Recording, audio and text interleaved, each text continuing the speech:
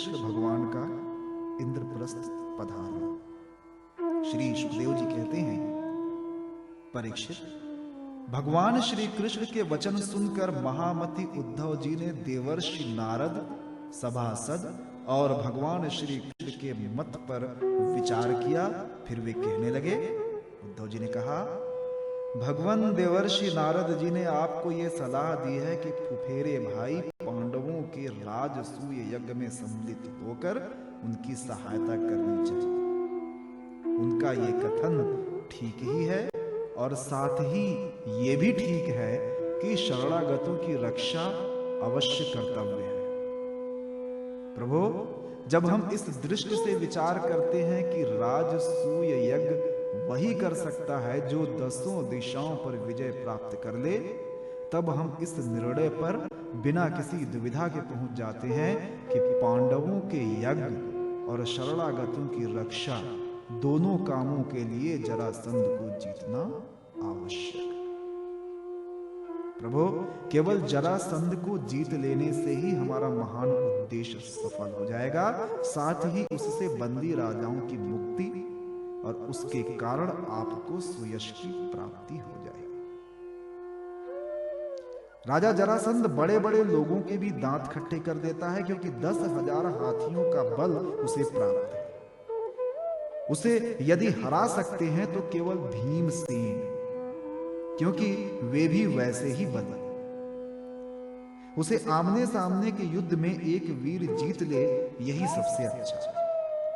100 अक्षौहिणी सेना लेकर जब वो युद्ध के लिए खड़ा होगा, उस समय उसे जीतना आसान ना होगा। जरासंध बहुत बड़ा ब्राह्मण भक्त है। यदि ब्राह्मण उससे किसी बात की याचना करते हैं तो वो कभी कोरा जवाब नहीं देता। इसलिए भीमसेन ब्राह्मण के वेश में जाएं और उससे युद्ध की भिक्षा मांगे। भगवान, इसमें संदेह नहीं कि यदि आपकी उपस्थिति में भीमसेन और जरासंध का द्वंद्व युद्ध हो तो भीमसेन उसे मार डालेंगे। प्रभु, आप सर्वशक्तिमान रूप रहित काल स्वरूप हैं। विश्व की सृष्टि और प्रलय आपकी ही शक्ति से होता है। ब्रह्मा और शंकर तो उसमें निमित्त मात्र है। इसी प्रकार जरासंध का वध तो होगा आपकी शक्ति से, भीमसेन केवल उसमें निमित्त मात्र बनेंगे। जब इस प्रकार आप जरासंध का वध कर डालेंगे, तब कैद में पड़े हुए राजाओं की रानियां अपने महलों में आपकी इस विशुद्ध लीला का गान करेंगी कि आपने उनके शत्रु का नाश कर दिया और उनके प्राण पतियों को छुड़ा दिया। ठीक वैसे ही जैसे गोपियां शंख चूड़ से छुड़ाने की लीला कर। आपके शरणागत मुनिगण गजेंद्र और जानकी जी के उद्धार की लीला का हम लोग आपके माता पिता को कंस के कारागार से छुड़ाने की लीला का गान करते हैं। इसलिए प्रभु, जरासंध का वध स्वयं ही बहुत ही प्रयोजन सिद्ध कर दिया। बंदी नरपतियों के पुण्य परिणाम से अथवा जरासंध के पाप परिणाम से सच्चिदानंद स्वरूप श्री कृष्ण आप भी तो इस समय राजसूय यज्ञ का होना ही पसंद करते हैं। इसीलिए पहले आप वहीं पर। श्री सुखदेव जी कहते हैं, परीक्षित, उद्धव जी की यह सलाह सब प्रकार से हितकर और निर्दोष थी। देवर्षि नारद, यदुवंश के बड़े बूढ़े और स्वयं भगवान श्री कृष्ण ने भी उनकी बात का समर्थन किया। अब अंतर्यामी भगवान श्री कृष्ण ने वसुदेव आदि गुरुजनों से अनुमति लेकर दारुक, जैत्र आदि सेवकों को इंद्रप्रस्थ जाने की तैयारी करने के लिए आज्ञा दी। इसके बाद भगवान श्री कृष्ण ने यदुराज उग्रसेन और बलराम जी से आज्ञा लेकर बाल बच्चों के साथ रानियों और उनके सब सामानों को आगे चला दिया और फिर दारुक के लाए हुए गरुड़ ध्वज रथ पर स्वयं सवार। इसके बाद रथों, हाथियों, घुड़सवारों और पैदलों की बड़ी भारी सेना के साथ उन्होंने प्रस्थान किया। उस समय मृदंग, नगारे, ढोल, शंख और नरसिंहों की ऊंची ध्वनि से दसों दिशाएं गूंज रही थी। सती, शिरोमणि, रुक्मणी जी आदि सहस्त्रों श्री कृष्ण पत्नियां अपनी संतानों के साथ सुंदर सुंदर वस्त्राभूषण, चंदन, अंगराग और पुष्पों के हार आदि से सज धज कर डोलियों, रथों और सोने की बनी हुई पालकियों में चढ़कर अपने पतिदेव भगवान श्री कृष्ण के पीछे पीछे चले। पैदल सिपाही हाथों में ढाल तलवार लेकर उनकी रक्षा करते हुए चल रहे थे। इसी प्रकार अनुचरों की स्त्रियां और वारांगनाएं भली भांति श्रृंगार करके खस आदि की झोपड़ियों, भांति भांति के तंबुओं, कनातों, कंबलों और ओढ़ने बिछाने आदि की सामग्रियों को बैलों, भैंसों, गधों और खच्चरों पर लाद कर तथा स्वयं पालकी, ऊंट, छकड़ों और हथिनियों पर सवार होकर चले। जैसे मगरमच्छों और लहरों की उछल कूद से शुद्ध समुद्र की शोभा होती है, ठीक वैसे ही अत्यंत कोलाहल से परिपूर्ण फहराती हुई बड़ी बड़ी पताकाओं, छत्रों, चवरों, श्रेष्ठ अस्त्र शस्त्रों, वस्त्राभूषणों, मुकुटों, कवचों और दिन के समय उन पर पड़ती हुई सूर्य की किरणों से भगवान श्री कृष्ण की सेना अत्यंत शोभायमान हुई। देवर्षि नारद जी भगवान श्री कृष्ण से सम्मानित होकर और उनके निश्चय को सुनकर बहुत प्रसन्न हुए। भगवान के दर्शन से उनका हृदय और समस्त इंद्रियां परमानंद में मग्न हो गई। विदा होने के समय भगवान श्री कृष्ण ने उनका नाना प्रकार की सामग्रियों से पूजन किया। अब देवर्षि नारद ने उन्हें मन ही मन प्रणाम किया और उनकी दिव्य मूर्ति को हृदय में धारण करके आकाश मार्ग से प्रस्थान किया। इसके बाद भगवान श्री कृष्ण ने जरासंध के बंदी नरपतियों के दूत को अपनी मधुर वाणी से आश्वासन देते हुए कहा, दूत, तुम अपने राजाओं से जाकर कहना, डरो मत, तुम लोगों का कल्याण, मैं जरासंध को मरवा डालूंगा। भगवान की ऐसी आज्ञा पाकर वो दूत गिरिव्रज चला गया और नरपतियों को भगवान श्री कृष्ण का संदेश ज्यों का त्यों सुना दिया। वे राजा भी कारागार से छूटने के लिए शीघ्र से शीघ्र भगवान के शुभ दर्शन का बाट जोहने लगे। परीक्षित, अब भगवान श्री कृष्ण अनर्त सौवीर मरु कुरुक्षेत्र और उनके बीच में पड़ने वाले पर्वत, नदी, नगर, गांव, अहिरों की बस्तियां तथा खानों को पार करते हुए आगे बढ़ने लगे। भगवान मुकुंद मार्ग में दृश्यद्वती एवं सरस्वती नदी पार करके पांचाल और मत्स्य देशों में होते हुए इंद्रप्रस्थ जा पहुंचे। परीक्षित, भगवान श्री कृष्ण का दर्शन अत्यंत दुर्लभ है। जब अजात शत्रु महाराज युधिष्ठिर को यह समाचार मिला कि भगवान श्री कृष्ण पधार गए हैं, तब उनका रोम रोम आनंद से खिल उठा। वे अपने आचार्यों और स्वजन संबंधियों के साथ भगवान की आगवानी करने के लिए नगर से बाहर आए। मंगल गीत गाए जाने लगे, बाजे बजने लगे। बहुत से ब्राह्मण मिलकर ऊंचे स्वर से वेद मंत्रों का उच्चारण करने लगे। इस प्रकार वे बड़े आदर से ऋषिकेश भगवान का स्वागत करने के लिए चले, जैसे इंद्रियां मुख्य प्राण से मिलने जा रही हैं। भगवान श्री कृष्ण को देखकर राजा युधिष्ठिर का हृदय स्नेहातिरेक से गदगद हो गया। उन्हें बहुत दिनों पर अपने प्रियतम भगवान श्री कृष्ण को देखने का सौभाग्य प्राप्त हुआ था, अतः वे उन्हें बार बार अपने हृदय से लगाने लगे। भगवान श्री कृष्ण का श्री विग्रह भगवती श्री लक्ष्मी जी का पवित्र और एकमात्र निवास स्थान। राजा युधिष्ठिर अपनी दोनों भुजाओं से उसका आलिंगन करके समस्त पाप तापों से छुटकारा पाया।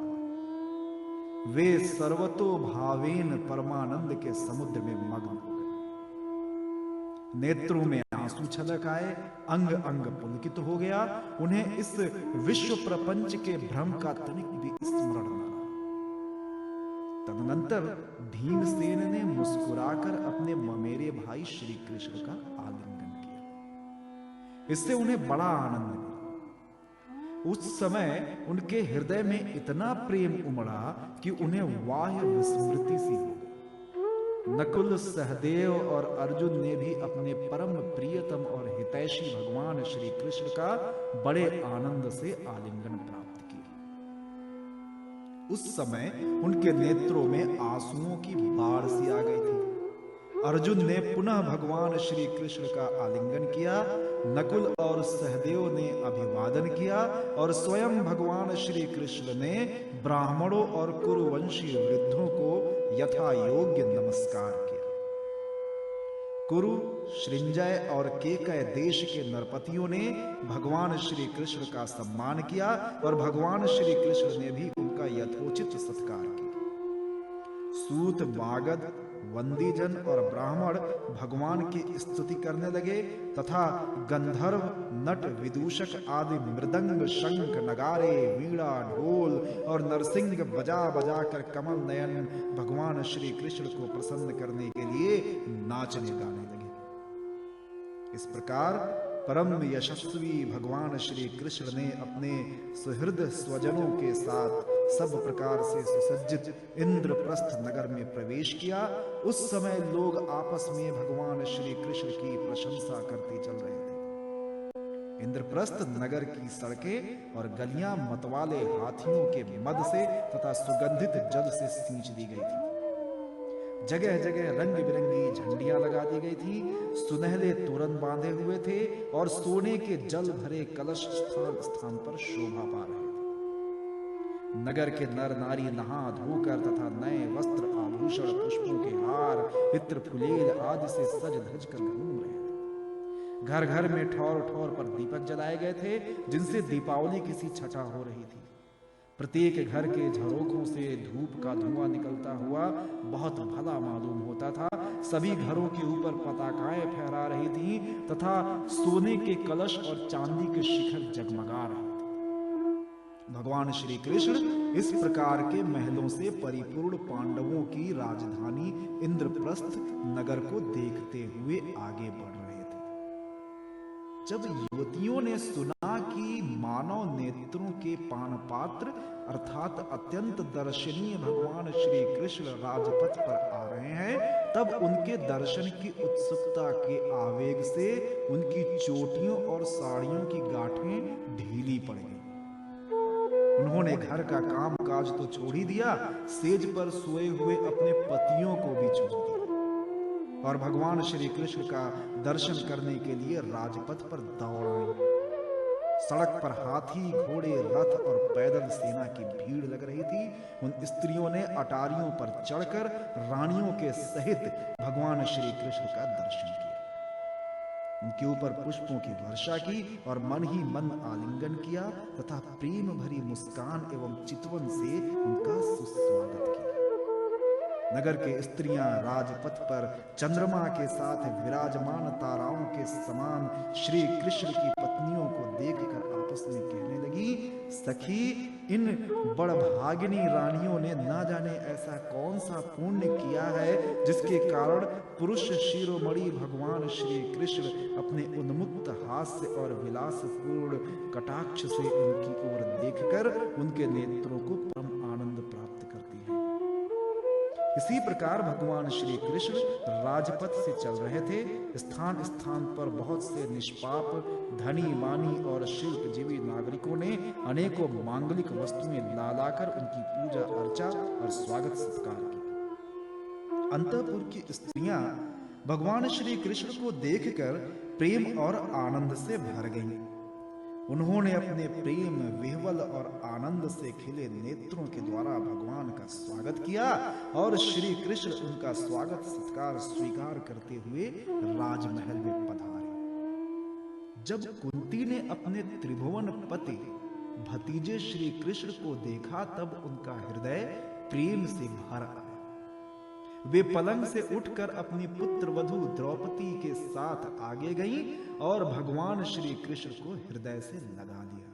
देव देवेश्वर भगवान श्री कृष्ण को राजमहल के अंदर लाकर राजा युधिष्ठिर आदर भाव और आनंद के उद्रेक से आत्मविस्मित हो गए।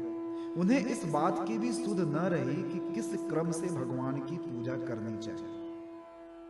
भगवान श्री कृष्ण ने अपनी फुआ कुंती और गुरुजनों की पत्नियों का अभिवादन किया। उनकी बहन सुभद्रा और द्रौपदी ने भगवान को नमस्कार किया। अपनी सास कुंती की प्रेरणा से द्रौपदी ने वस्त्र, आभूषण, माला आदि के द्वारा रुक्मणी, सत्यभामा, भद्रा, जाम्बवती, कालिंदी, मित्रविंदा, लक्ष्मणा और परम साध्वी सत्या भगवान श्री कृष्ण की इन पटरानियों का तथा वहां आई हुई श्री कृष्ण की अन्यान्य रानियों का भी यथा योग्य सत्कार किया।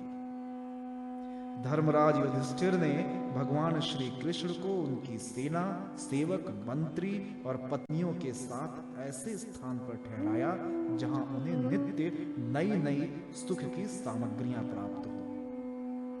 अर्जुन के साथ रहकर भगवान श्री कृष्ण ने खांडव वन का दाह करवाकर अग्नि को तृप्त किया था और मायासुर को उससे बचाया था। परीक्षित, उस मायासुर ने ही धर्मराज युधिष्ठिर के लिए भगवान की आज्ञा से एक दिव्य सभा तैयार कर दी। भगवान श्री कृष्ण राजा युधिष्ठिर को आनंदित करने के लिए कई महीनों तक इंद्रप्रस्थ में ही रहे। वे समय समय पर अर्जुन के साथ रथ पर सवार होकर विहार करने के लिए इधर उधर चले जाया करते थे। उस समय बड़े बड़े वीर सैनिक भी उनकी सेवा के लिए साथ साथ जाते